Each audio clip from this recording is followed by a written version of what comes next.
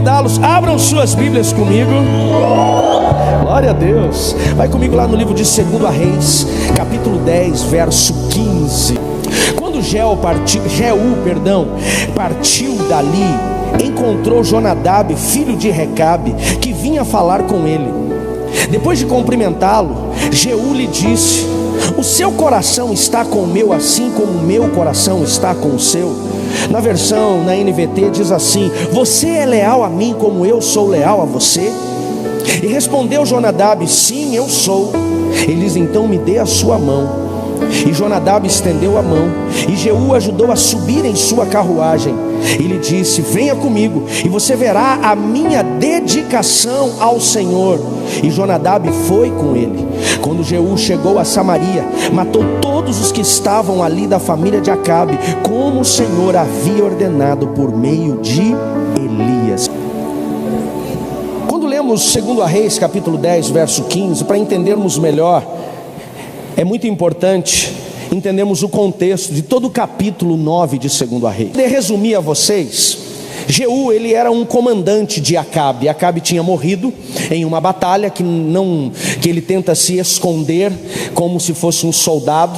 E a Bíblia diz que o juízo de Deus alcança a vida de Acabe. Deixa eu adiantar, né? Quem era Acabe? Acabe, ele foi um rei em Israel e um dos piores reis cristianos que passaram pela nação do Senhor. Um homem totalmente apóstata, afastado de Deus, que se casa com uma sacerdotisa de Baal, filha do rei de Sidom. E a Bíblia diz que ela o corrompe, ele é manipulado, e eles afastam o povo do Senhor totalmente, do relacionamento, do culto a Deus. Por conta disso, Israel acaba vivendo 3 anos e meio de seca. Em todo aquele episódio que Elias declara a Elton que não iria chover, e depois declara que iria chover segundo a sua palavra, elimina os profetas de Baal. E depois de todos esses episódios, a Bíblia diz que o juízo chega a Acabe. Em uma batalha que ele entra, ele inclusive chama Josafá, rei de Judá, sua nação irmã, e ele diz para Josafá: você vai no carro com o cavalo, né, como rei, e eu vou vestido de soldado. Ele coloca uma armadura, sobe no cavalo, e no meio do exército a Bíblia diz que um soldado inimigo tange o seu arco a ermo. Ele não sabe em quem vai atingir, ele só solta uma flecha, e aquela flecha encontra exatamente Acabe. E não só encontra Acabe, mas encontra uma fissura na sua armadura. E a Bíblia diz que aquele rei profano, idólatra, desleal e desobediente ao Senhor, ali encontra o seu juízo, o juízo da sua desobediência. Agora Acabe não reina mais, mas a sua família, a sua dinastia, a sua esposa profana e manipuladora, ela continua o governo. E Deus agora vem fazer uma limpa sobre este governo idólatra, manipulador, mentiroso, imoral. Jezabel, ela tinha profetas de Astarote e Baal, e os cultos que ela traz para Israel eram verdadeiras orgias. E eu não preciso entrar em detalhe, que você já entendeu isso. E Deus fala: agora é a hora de limpar a minha nação. E Deus então levanta Jeú, um dos comandantes de Acabe, para que ele viesse fazer esta limpa, e ele seria o novo rei no lugar de Acabe. Então Deus dá uma ordem para Eliseu Denis, através de uma revelação, dizendo: vá até a Jeú e unja ele como rei, e diga que eu o levantei para eliminar toda a maldade que há em Israel através da casa de Acabe. Nós precisamos entender, para que Deus venha trazer um avivamento, para que Deus venha trazer uma renovação, para que Deus venha trazer uma reforma, tem que existir um justo que se posicione. Quem está entendendo, diga amém. Tem que ter um justo para se posicionar.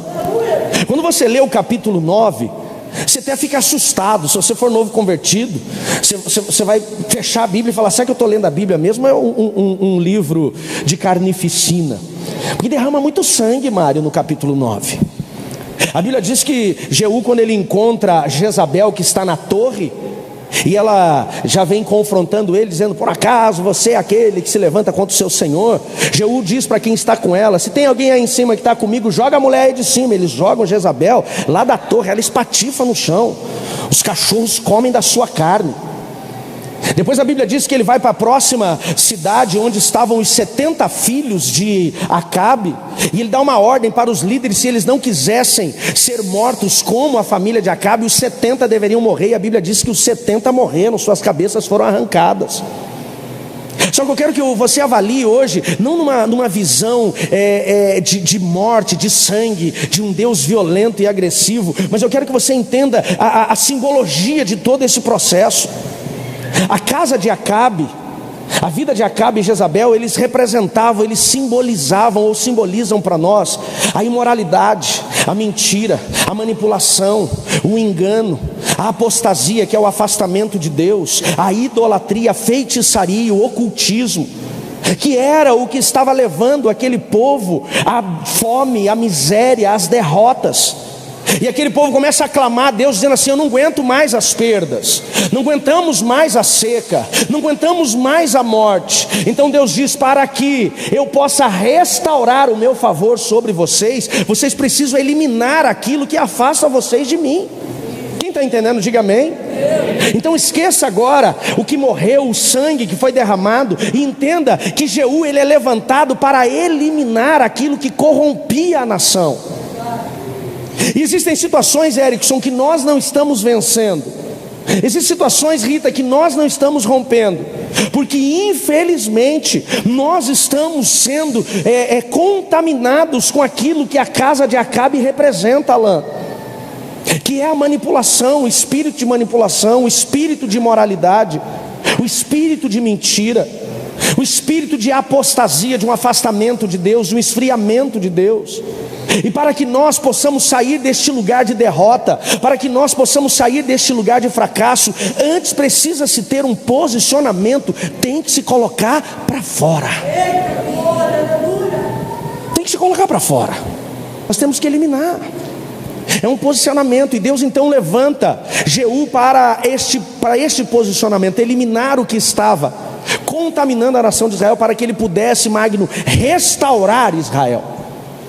E a Bíblia diz que após o episódio dos 70 filhos de Acabe serem eliminados, Jeú, ele vai para a terceira e última fase, para a terceira e última etapa, que era a última cidade, onde o restante da família de Acabe, que poderia reclamar o trono. Por que a família de um rei era eliminada normalmente quando acontecia esse tipo de episódio? Para que ninguém da família viesse reclamar o trono, porque tinha o direito. Então era muito comum os reis que assumiam matar, e às vezes até alguns reis com o coração contaminado, creio, matavam seus próprios filhos ou irmãos, para que ninguém viesse reclamar o trono. E quando Jeú ele está indo para a sua terceira e última fase, pastor Anderson, a Bíblia diz que ele encontra um homem, um rapaz chamado Jonadab, filho de Recabe. E ele não encontra esse rapaz por um acaso.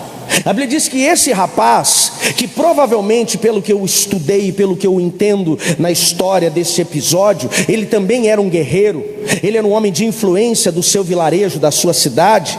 Ele, sabendo da reforma que Jeú estava fazendo, ele vem para se unir a Jeú naquela batalha. O texto diz assim: e ele encontrou Jonadab, que vinha conversar com ele. Então não foi um encontro casual, foi um encontro programado por Jonadab. E quando ele encontra Jonadab, antes dele permitir que Jonadab fizesse parte do seu exército, subisse no seu carro de guerra, fosse para a última fase da batalha com ele, eliminar aquilo que Deus tinha dado a direção para ele eliminar, me chama a atenção a pergunta que ele faz. Eu vou pedir para o Emílio colocar novamente o verso 15 para mim, que nós lemos. E ele diz então: quando partiu dali, encontrou Jonadab, filho de Recabe, que vinha falar com ele. Depois de cumprimentá-lo, Jeú lhe perguntou, e eu quero pedir a versão corrigida, se o Emílio tiver. Ele diz assim: o seu coração está com o meu coração, assim como o meu coração está com o seu coração. Nós precisamos entender que existem batalhas que fomos levantados por Deus ou dirigidos por Deus para lutarmos e eliminarmos aquilo que tem nos levado a um lugar de fracasso e de dores, e não estamos conseguindo romper. Não é porque não temos força, e não é porque não temos condições, mas sim porque nós estamos colocando no carro da nossa vida pessoas que não têm o nosso coração. Antes dele deixar aquele rapaz de influência, aquele homem de influência entrar no seu carro, na sua carruagem, ele faz uma pergunta: Diego, o teu coração está comigo? Por isso o tema da mensagem é entendendo o coração. Não é o nosso coração apenas, mas entendendo o coração de quem nós estamos colocando na nossa carruagem. Sabe que existem batalhas espirituais que nós estamos sendo derrotados hoje? Existem batalhas espirituais que nós estamos sendo derrotados porque estamos carregando na nossa vida pessoas que não têm o nosso coração. Não tem o nosso coração. Hoje existem casais que estão perdendo batalhas atrás de batalhas, Lucas. Existem famílias que estão sendo derrotadas todos os dias. Pais que não estão conseguindo vencer as guerras por conta dos seus filhos enfrentam. Por quê? Porque eles escolheram colocar alguém no seu carro, na sua vida, que eles não conheceram o coração. Jovens e adolescentes que estão aqui, eu quero usar uma linguagem que não seja agressiva para os pequenininhos, mas é importante vocês entenderem que existe um tempo certo para as coisas quando se fala de casamento. Amém, queridos? Minha casa, não estou dizendo que isso é a sua casa, a minha casa. Eu tenho 3 filhos, os 3 estão sentados aqui. Lá em casa nós temos uma direção para eles: só vai pensar em namoro depois dos 18 anos. Só vai pensar em namoro. Eu estou dizendo pensar. Nossa, pastor, por quê? Porque ainda não tem até os 18 na minha avaliação, como educador que sou professor, sou especialista em neurociência, tenho mestrado nisso, neuropsicopedagogia. Eu posso dizer para vocês que nessa idade, hoje, principalmente na geração que nós vemos, eles não têm maturidade muitas vezes para fazer essa avaliação, de entender o coração. Outros podem até estar nos 18, mas eles trocam os tempos. No tempo que eles estão ali para conhecer, Ricardo, porque o namoro ele não é bíblico, mas ele tem um propósito, um processo, que é conhecer a pessoa, mas não é conhecer intimamente. Quando eu falo intimamente, você está me entendendo? É conhecer o coração. Mas tem uns irmãos que estão querendo conhecer o coração, você entendeu? E não o coração, você entendeu? Amém? Está se perdendo no meio do caminho. A intimidade, ela está confundindo o processo do conhecimento. Quem está me entendendo, diga amém. A intimidade, ela não é para o namoro, a intimidade é para o casamento. O namoro é para se conhecer esta pessoa. E aí no namoro, ela não conhece o coração e entra no carro, coloca no carro da sua vida alguém que ela não tem o coração. E é por isso que hoje nós vemos pessoas divorciando com 6 meses de casado, com 1 ano de casado, 2 anos de casado. Diante do juiz de paz, do pastor, do padre, ele promete até a morte o separe, mas não conhece o coração. Ei, não assuma uma aliança, não assuma um compromisso com alguém que você ainda não conhece o coração. Não assuma. Não traga para a sua vida e para a sua história alguém que você não conhece. Jeú, ele diz: o seu coração é comigo como o meu é contigo. Vamos falar de negócios. Por que tantas empresas não dão certo? Por que tantos negócios fracassam? Por que nós vemos e ouvimos, eu como consultor de empresas ouço isso o tempo todo, tantas situações de traições dentro dos negócios, roubos dentro das empresas? Porque se fez sociedade com gente, Marcelo, que não conhecia o coração, trouxe para o seu negócio sócios que não se conheciam o coração. Eu sei que eu tenho contadores aqui como Cristiano, e tem sido muito comum em algumas empresas que eu vejo o profissional, o empresário, vendo que o seu gerente, ele é um bom gestor, é um cara bom de negócios, e ele querendo diminuir um pouco os custos empregatícios, então ele dá lá 1-2% da empresa para aquele gestor. Ou não é, Cristiano? Acontece isso, e ele traz isso até por uma jogada de negócios, mas ele coloca dentro da sua empresa, assina um contrato, uma aliança com alguém que ele ainda não conhece o coração, e de repente os dois começam a afundar. Por quê? Porque é como um Jonas que entrou no barco e o dono do barco não tinha nada a ver com a desobediência dele. Quem está me entendendo, diga amém. Sabe por que nós não estamos vencendo as batalhas contra os espíritos de manipulação, contra os espíritos de imoralidade, contra os espíritos de mentira, de engano, de apostasia? Sabe por que infelizmente nós ainda fracassamos em algumas batalhas e guerras que nós entramos? Porque estamos deixando entrar leves pessoas que nós ainda não temos o coração delas.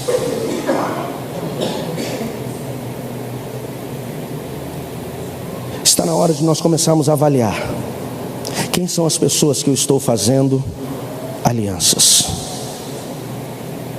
Quem são as pessoas que eu estou deixando entrar na minha vida? Ei, e deixa eu dizer uma coisa: não é ter amizade, não é ter amizade, Uma coisa é você ter amizade, outra coisa é você ter aliança.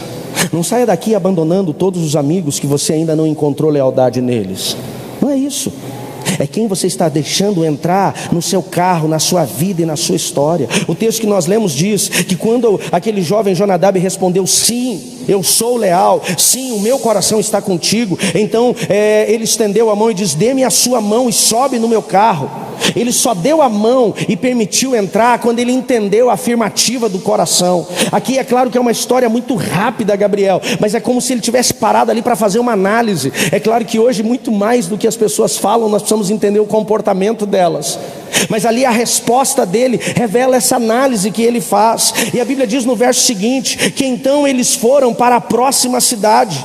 Eles entraram, vai lá comigo no verso, se você tiver com a Bíblia aberta ainda, no verso 17. E quando Jeú chegou a Samaria, ele matou todos os que estavam ali. Ou seja, ele cumpre a sua missão. Ele consegue eliminar, extirpar totalmente a manipulação, a mentira, o engano, a imoralidade que estava na nação de Israel, assim como Deus havia declarado a Elias.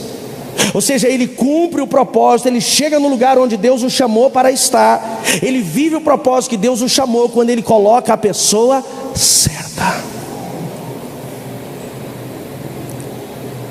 Talvez muitos de nós já fizemos alianças, já fizemos sociedades, já trouxemos pessoas para caminharem com a gente,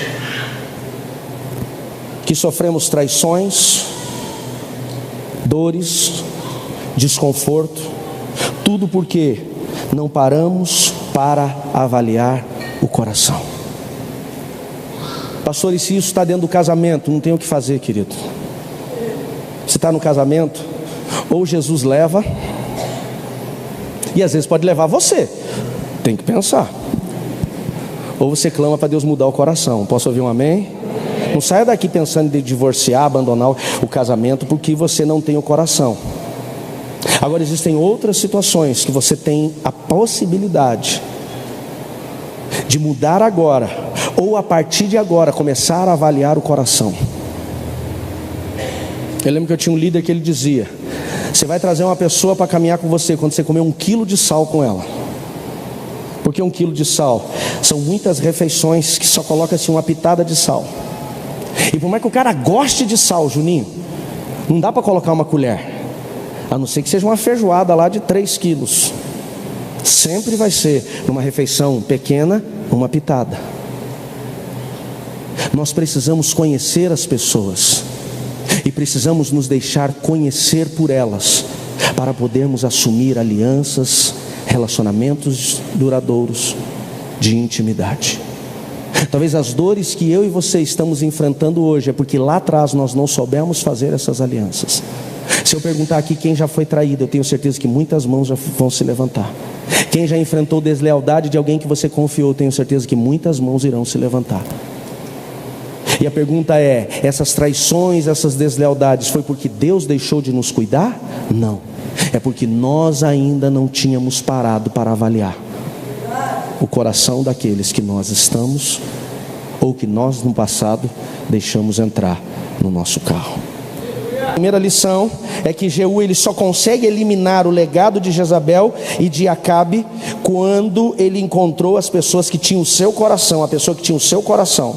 Ele elimina, ele finaliza a sua etapa. A etapa final vem quando ele coloca o cara certo na sua caminhada. Pastor Jonadab, ele fez a diferença? Talvez ele não fez a diferença para vencer, mas poderia ter feito a diferença para ser derrotado. A segunda lição: tem pessoas que nós deixamos entrar na nossa vida e na nossa história, que em algum momento nós tivemos o coração dela, elas tiveram o nosso coração, mas por algum motivo elas se perderam. E nós precisamos entender isso. Se você puder, abra a sua Bíblia comigo no Evangelho de João, capítulo 13, verso 21. A Bíblia diz que quando Jesus inicia o seu ministério, a sua primeira ação foi, Jefinho, escolher os seus discípulos. E nós vamos entender que Jesus, ele escolhe pelo menos 3 grupos de discípulos.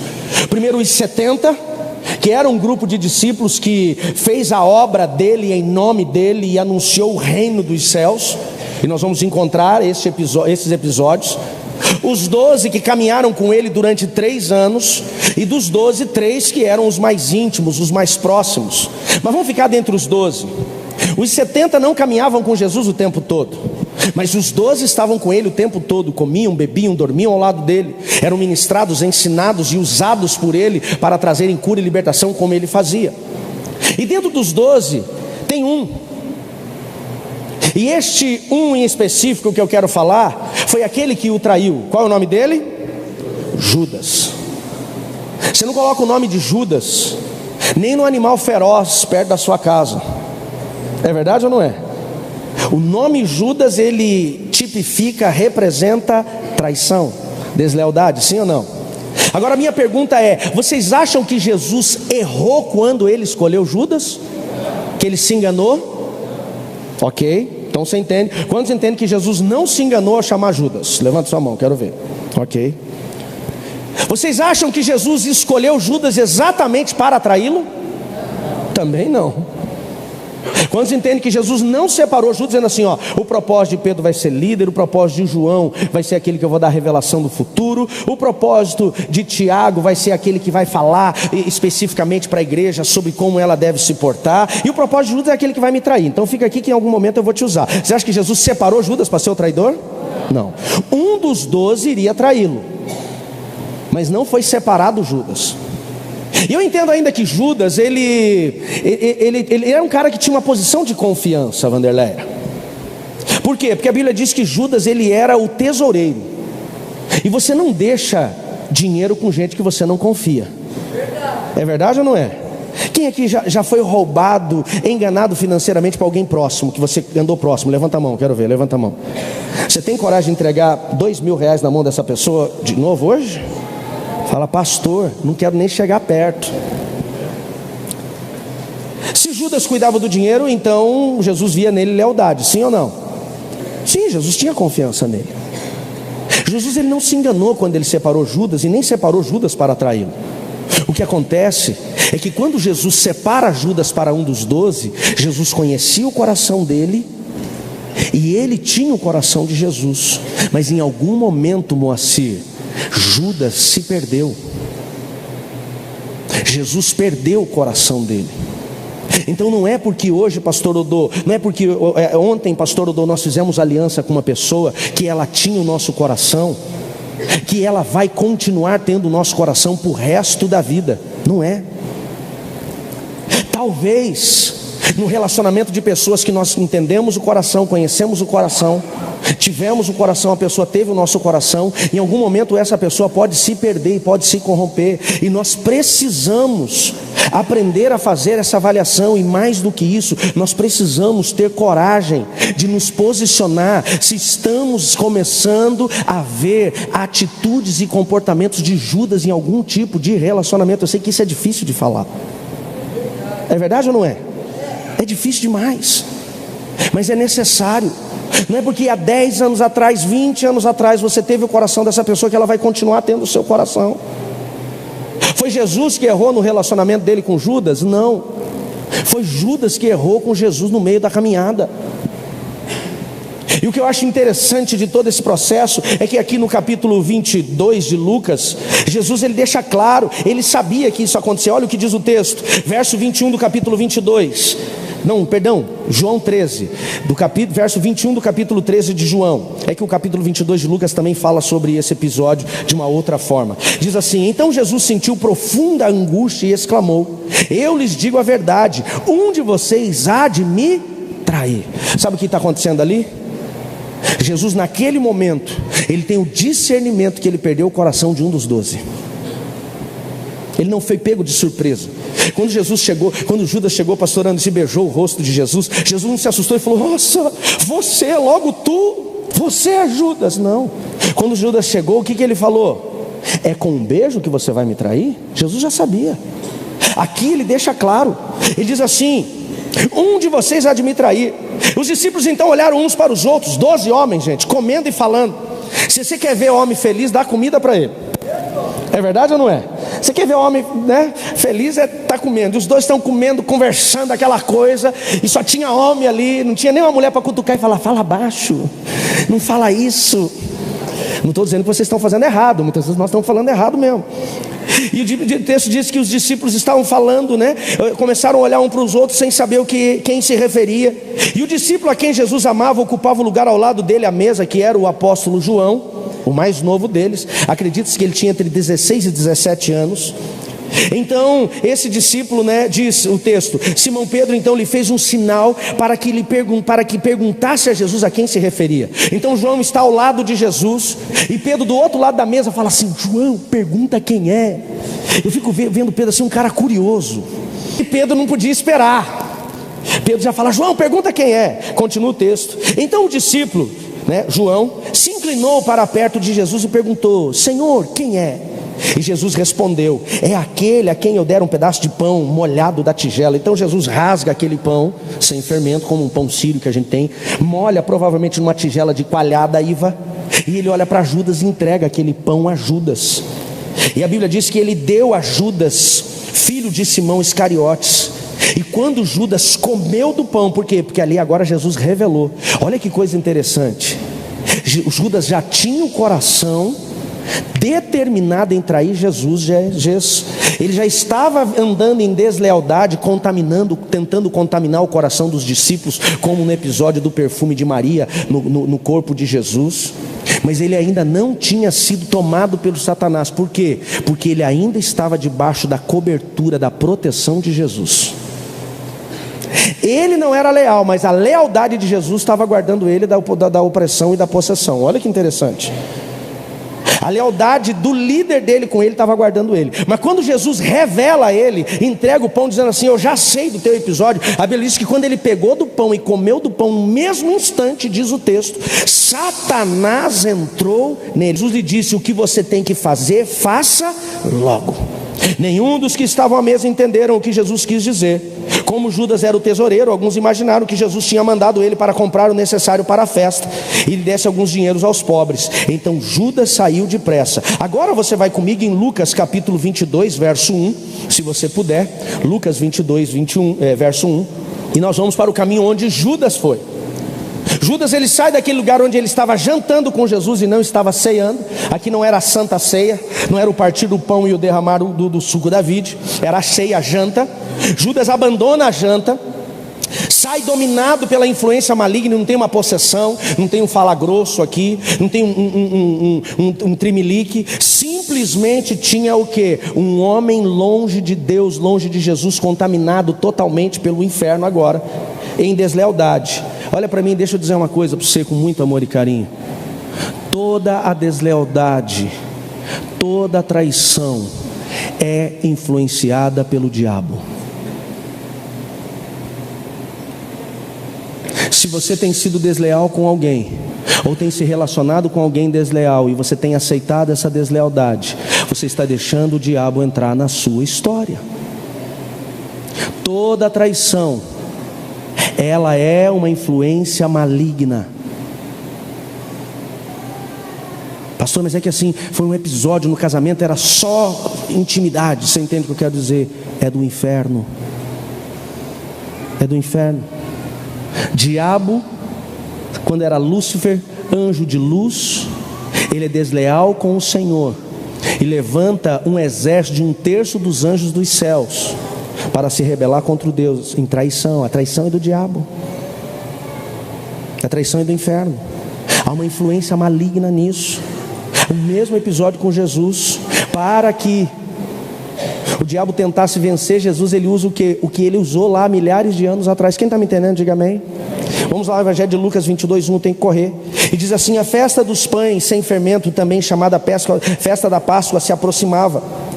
Os principais sacerdotes e mestres da lei tramavam uma forma de matar Jesus, mas tinham medo da reação do povo.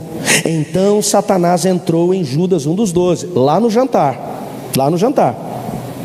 E ele foi aos príncipes e sacerdotes, aos capitães da guarda do templo, para combinar a melhor maneira de desentregar Jesus. E eles ficaram satisfeitos e lhe prometeram dinheiro, 30 moedas de prata, preço de um escravo.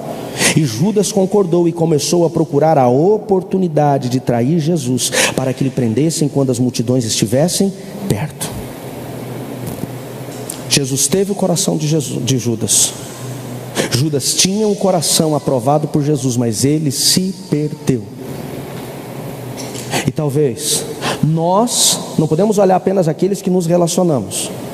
Temos que começar olhando de nós. Nunca olhe para o outro antes de olhar para você.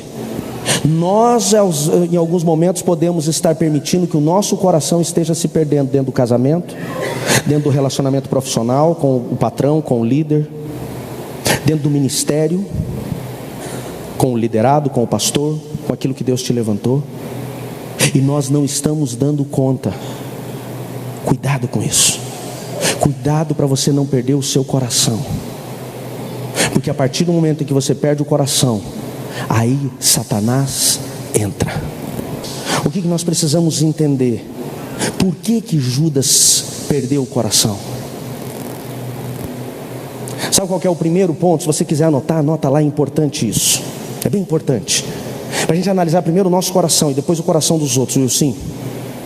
E também para nós avaliarmos se não estamos, Aninha, nos relacionando com pessoas que já estão prestes a nos trair, William, e não estamos dando conta disso. Olha lá comigo. A primeira coisa que nós vemos no coração de alguém o primeiro comportamento que nós vemos numa pessoa que nós estamos perdendo o coração dela, ou ela está perdendo o coração com a gente, é a insatisfação. Cuidado quando você começa a ficar insatisfeito. Insatisfeito com o seu marido, insatisfeito com a sua esposa, insatisfeito com o seu pai, insatisfeito com o seu patrão, insatisfeito com o seu líder, insatisfeito com o seu pastor. Cuidado. Entenda, as pessoas, elas não têm obrigação de serem perfeitas.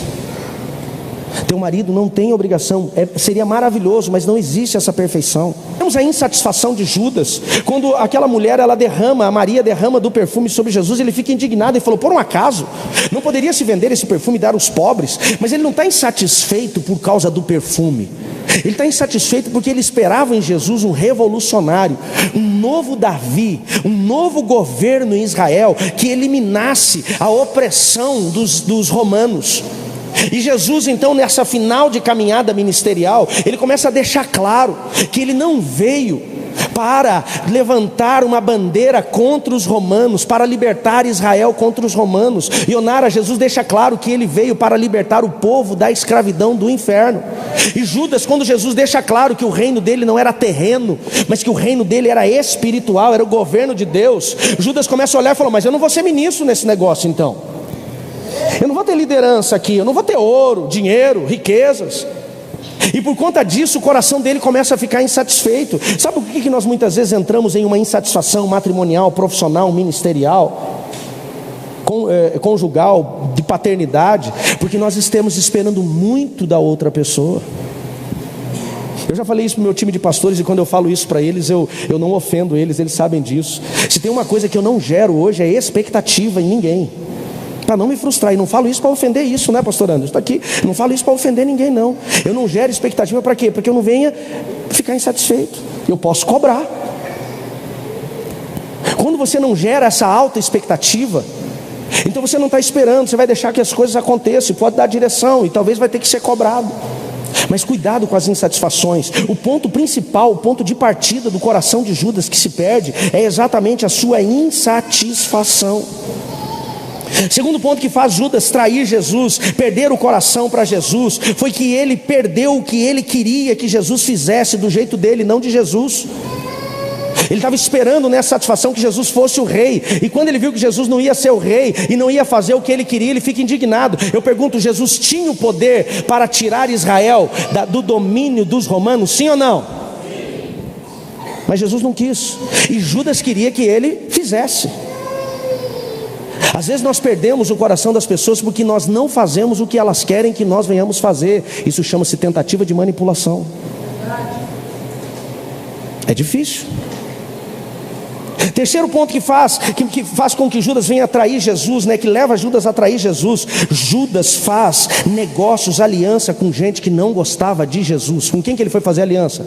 Com os fariseus. Lucas 22:1 diz assim, pastora Neia: e Judas foi ter com os fariseus, os religiosos. Eu vou dizer uma coisa para vocês, talvez você não vá concordar comigo, mas cuidado com gente que anda com você e anda com gente que não gosta de você. É ofensivo falar isso? Não. É certo, é. Eu tenho essa dificuldade. Eu tenho essa dificuldade. Cuidado com gente que anda com você e também anda com gente que não gosta de você. Cuidado. Por quê? O pastor Rodolfo sempre fala aqui, ele vai lembrar o psicólogo que diz que nós somos a média das 5 pessoas com quem nos relacionamos. Você lembra o nome dele, pastor? Eu não lembro também. Se a pessoa está andando com gente que não gosta de você, ela vai ser influenciada em algum momento por alguma situação dessas pessoas. É complicado, né? Cuidado com as alianças. Judas fez negócio com gente que queria matar Jesus. Aliança, negócio, assinou contrato. Posso continuar? Judas se perdeu porque não via em Jesus mais algo que lhe pudesse dar resultado. Ele não via mais em Jesus algo que ia colocar ele no governo. Então agora ele perdeu o coração. Manipulação e interesse. Cuidado quando você anda com gente que só tem interesse. A lealdade, ela está acima daquilo que eu ou você, que eu posso oferecer para você ou você pode oferecer para mim. Cuidado quando você anda com gente só por interesse, porque no dia que você não tiver nada mais que lhe interesse, ela vai andar com outro que tem algo que vai lhe interessar.